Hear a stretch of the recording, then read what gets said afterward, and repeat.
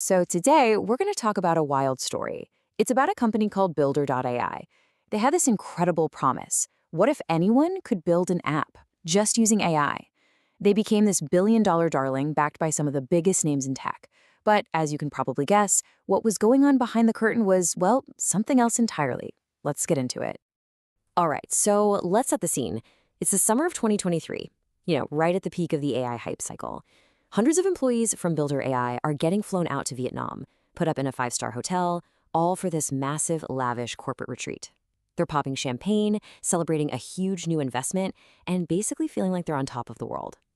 And from the outside, it looks like the very definition of tech success. And I mean, why wouldn't they celebrate, right?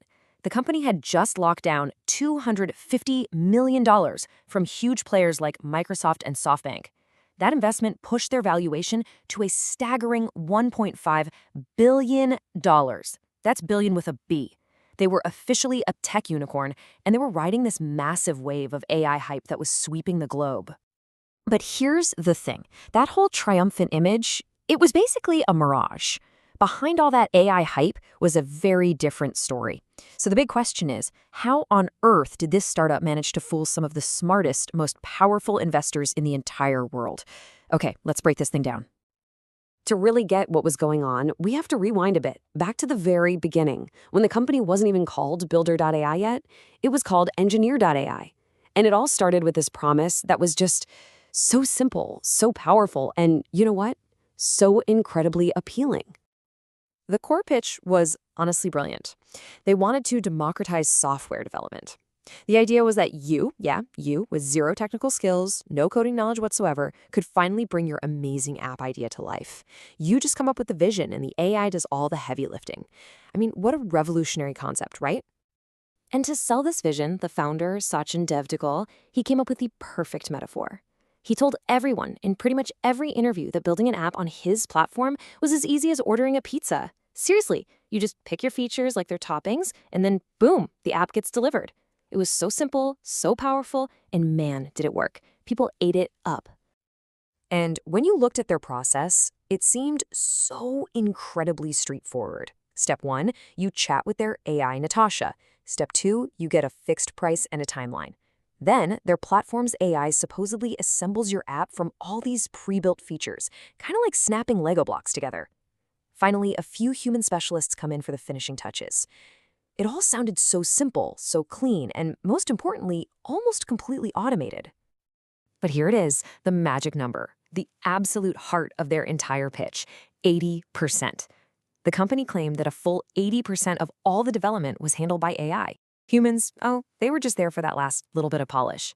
This one claim right here was what justified that huge valuation and got everyone so excited.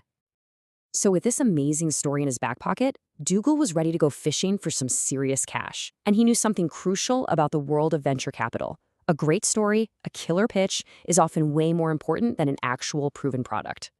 And he knew exactly where to take that story. SoftBank. This is the investment firm run by Masayoshi Son, and they were famous for making these massive gut-feeling bets on founders with these completely audacious, we're-gonna-change-the-world visions. They loved crazy ambition more than some cautious, stable growth plan. So for Dougal's whole pizza and Lego block AI pitch, this was literally the perfect audience. And you know what? Whatever he said in that pitch meeting, it must have been incredible because it worked. All of a sudden, Engineer.ai was sitting on a cool $29.5 million in investment. Now, this wasn't just about the money. This was a massive stamp of approval from one of the biggest names in tech investing. Overnight, the company was seen as totally legit. And it helps to understand the whole venture capital mindset here. VCs, they're not just looking for a little bit of profit. They are hunting for rocket ships. That's what they call them. Companies that have the potential for absolutely explosive month-over-month growth. Dougal knew this game. He knew he just had to show unstoppable momentum, even if, it wasn't exactly real. Okay, so with SoftBank's money in the bank and their blessing, the company's confidence was just soaring. But behind the scenes, not everyone was buying the story. And that perfect, shiny public image, it was about to get its very first major crack. Then, in 2019, the Wall Street Journal drops an absolute bombshell. They publish a report and they're citing current and former employees who are saying point blank that the company is exaggerating its AI capabilities to get customers and investors. This was the first time a huge, reputable publication publicly challenged the very core of that whole easiest pizza promise. And this just created this massive, glaring contradiction. On one hand, you have the promise, 80% of our app development is automated by AI. But on the other hand, the reality was, the company was also claiming its network had ballooned to 75,000 human engineers. Wait a second. If the AI is doing all the work, why do you need an army of 75,000 people? The math just didn't add up. At all. So, with all this negative press starting to pile up, the company makes a pretty strategic move. Just a few months after the controversy really starts to bubble, poof, engineer.ai vanishes. And in its place, builder.ai is born. It's a classic move, right? Rebrand to try and escape the bad press. But a new name can't really fix the problems that are going on under the hood. So, despite the shiny new name and a whole flood of new marketing, the problems, well, they didn't go away. In fact, they started to multiply, and that entire house of cards they had built started to get really, really wobbly. And then the crises just started cascading, one after another.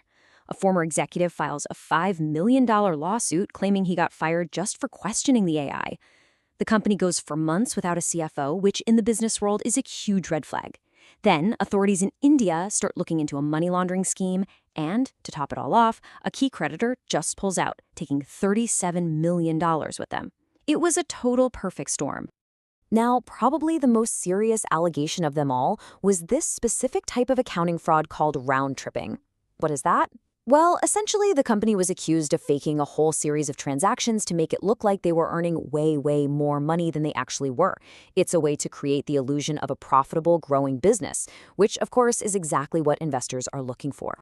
And the scale of this alleged deception was just staggering. When a new CEO finally came in and dug into the books, he found the truth. The company had been claiming $220 million in revenue. The actual number? Just $50 million. They had inflated their books by more than 300%. It's just, wow.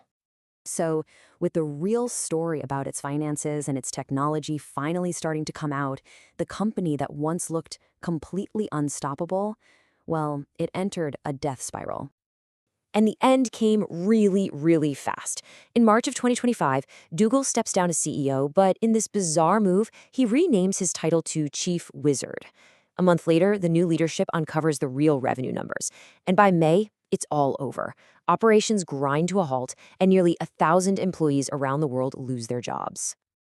In the end, the final investigation confirmed what critics had been saying for years. That whole 80% AI automation claim, it was a total fantasy. The real engine behind builder.ai wasn't some revolutionary new AI. It was a network of over 700 outsourced human engineers, mostly in India and other parts of the world, working around the clock to actually build the apps. And all of this leaves us with a really fascinating question.